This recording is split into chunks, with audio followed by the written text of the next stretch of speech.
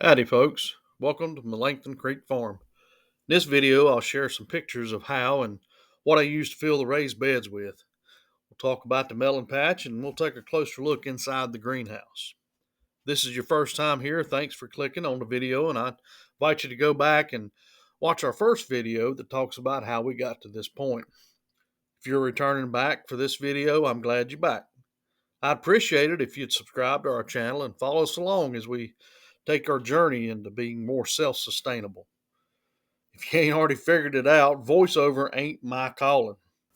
Guess you'll never hear me on an animated show voicing some character, but that's alright. I get us caught up on how we got this far through pictures to where we are today. It'll transition over to videos, just hang with me for a couple more. So here we are with the greenhouse and the raised beds built.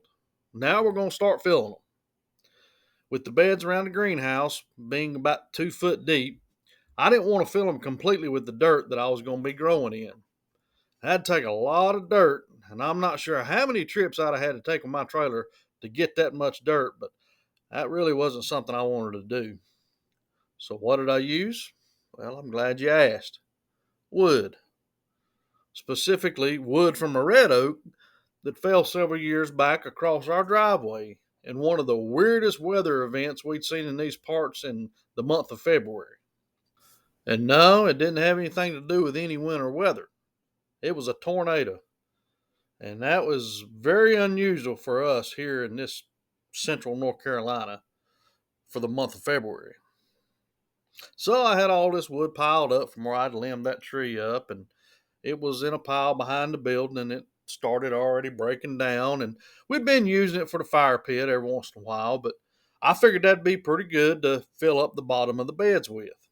Then I'd cover it in dirt and compost, and they'll continue to decompose and put all that good stuff back in there with the dirt, so it should get better every year. It's a method sort of like hugelkultur, but I'm sure there's some folks out there that's going to say, well, you ought not be using wood to fill your raised bed with. Well, there's naysayers in about everything you do, so do your own research, I say. After filling the bottom of the beds with the wood, I still had quite a bit of room left, and I wasn't ready to use the dirt that I would be growing in. So what went in next? Yep, that good old Randolph County red dirt. Anyone who lives around this area knows exactly what I'm talking about. This stuff right here. But I figured as the wood was decomposing, it'd mix with that real red dirt and it'd be all right. So I filled the beds up to about 8 to 10 inches from the top, and well, I figured it'd settle for another inch or two, and that'd leave me about that much room left to grow in. So what did I use for the top layer of soil? Well, that's a secret, and it ain't my secret to tell. So I'll refer you back to my friend at Deep River Farm to let that story be told. But don't it look good? And I'll tell you one thing about this stuff. I've never had a good seed germination with anything else I've ever tried before. So go check him out. I've linked his channel below.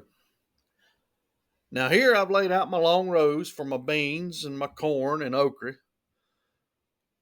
These were made with some rough cut lumber that was about 2x8, 2x10s that I got from a friend of mine. And the rows are about 20 foot long and they're about 30 inches wide.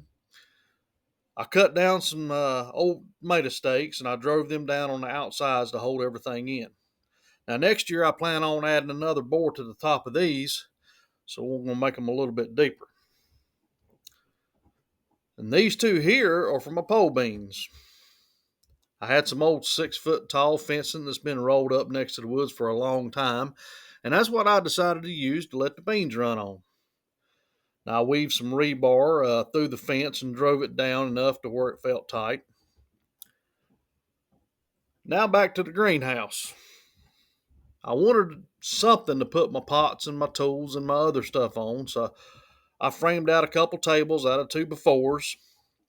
Now here in these pictures you can see a little closer look at the slats that I used to connect the pallets together on the inside. Also how I cut the holes for the PVC pipe to go through. I ran screws from the outside through those pieces of pipe to secure them. Now, I had some old OSB that's been collecting dust, so I cut that to size and I used it to cover the tables. I left a little bit of room on this other side over here so I can build me a couple small raised beds or something like that. Something to give me something to grow in the colder months. And here's where I started my melon patch. First, I laid down some cardboard, and then I added what plastic and landscape fabric I had left and covered that. This area here is about 24 feet by about 40 feet. And if all these melons come in, we're going to have us a mess.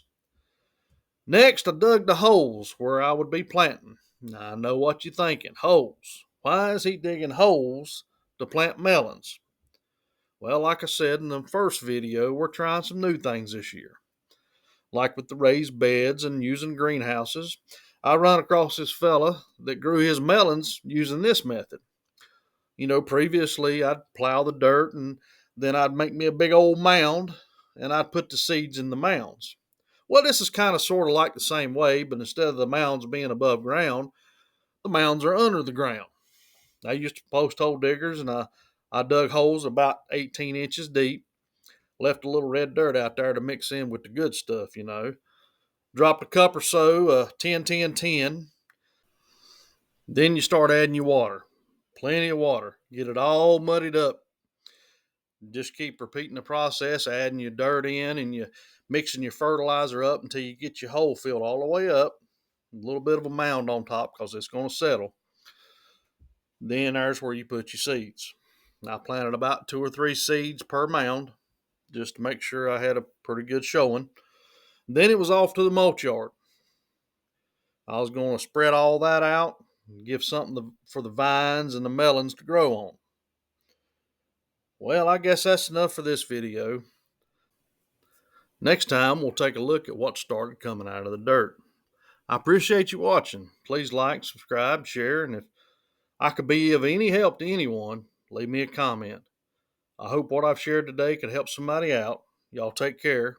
Hope you come back for the next video.